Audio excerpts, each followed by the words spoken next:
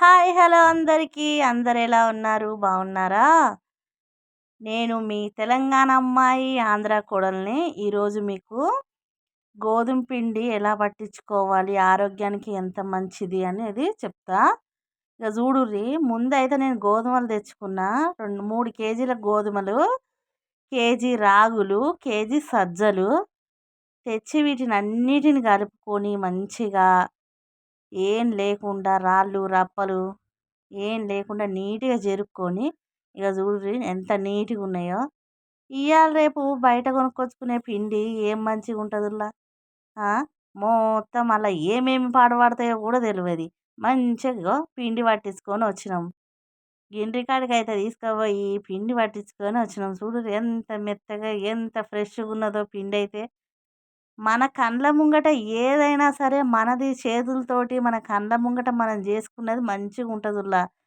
ఇప్పుడు తినే తిండికి మనం ఎంత మంచి ఆహారం తీసుకుంటే అంత మంచిది. ఎందుకంటే 100 ఏళ్ళైతే ఎవడు బతుకుతలేడు. కొన్ని రోజులు బతికినా కూడా ఏ రోగం లేకుండా బతుకుదాం. దవాఖానలకు పోతేనైతే ఆస్తులు అడుగుతున్నారు. అందుకనే తిన్న కాడికే 4 ముద్దలైనా సరే మంచి తిండి తినుర్రి. ఇగో నీట్‌గా మంచిగా పిండి తెచ్చుకొని, మంచిగా నీళ్ళు పోసుకొని అయితే కలుపుకొని చూడుర్రి ఎంత గోధుమ పిండి ఎంత జిగట జిగట అలా ఏమేమి పాడు వేస్తారో కానీ అంత జిగట జిగట వస్తుంది. ఇప్పుడు చూడుర్రి ఈ పొడైతే మంచిగా ఈ పిండి ఎంత నీట్‌గా ఉన్నదంటే ఇలా కనీసం ఏది కలపలేదు. నేను కనీసం 3 వేసిన రాగులు, సజ్జలు, గోధుమలు ఇంత నీట్‌గా ఉన్నొస్తది పిండి. దీన్ని మంచిగా కలుపుకొని ముద్ద లెక్క చేసుకొని చూడుర్రి చేతికి కూడా అంటకుండా ఎంత నీట్‌గా అయిందో. ఇట్లా ముద్ద లెక్క మంచిగా కలుపుకొని కలుపుకున్న తర్వాత ఇది రాగి రొట్టె పిల్లలకే కానీ పెద్దోళ్ళకే కానీ మనం ఇలా 3 రకాలు చేసినాం కాబట్టి చాలా మంచిది. రోజుకొకటి తిన్నా కూడా చాలా మంచిది. చూడుర్రి ఇక ఇట్లా చేసుకొని ముద్ద లెక్క చేసుకొని ఒక ముద్ద తీసుకొని నీట్‌గా దీన్నైతే ఇక మనం చేతితోటి కూడా చేయొచ్చు.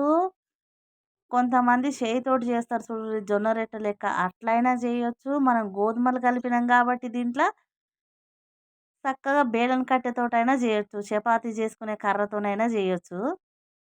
ఎందుకంటే నాకైతే రొట్టె అయితే చేయడానికి రాదు నార్మల్‌గా. చేయితోటి చేయడానికైతే రాదు. అందుకే నేను బేలన్ కట్టెతోటే చేస్తా. ఇట్లా నీట్‌గా చేసుకొని చూడుర్రి చపాతీ కర్రతోటి చేసుకుంటే ఇక చపాతీ లెక్కొచ్చింది. ఇప్పుడు దీన్ని తీసుకొని మనం వేడి వేడి పెంక మీద అయితే వేసుకుందాం. మేమైతే పెంక అంటాంలా తెలంగాణ కదా మాది పెంకనే అంటాం. ఇక మిగతా వాళ్ళు ఏమంటారో నాకైతే తెలవది. సూర్యుడి చేతికి కూడా మంచిగా వచ్చింది. రొట్టె ఇరిగిపోకుండా నీట్‌గా ఎంత నీట్‌గా ఉన్నదో చూడుర్రి. చూడుర్రి ఎంత మంచిగా అయితే కాలిందో. రోజుకు 2 రొట్టెలు మనకు ఏ రోగం రాదు. ప్రశాంతంగా కొన్ని రోజులు బతికినా ఏ రోగం లేకుండా బతుకుతాం. ప్లీజ్ సబ్స్క్రైబ్ చేసుకోండి.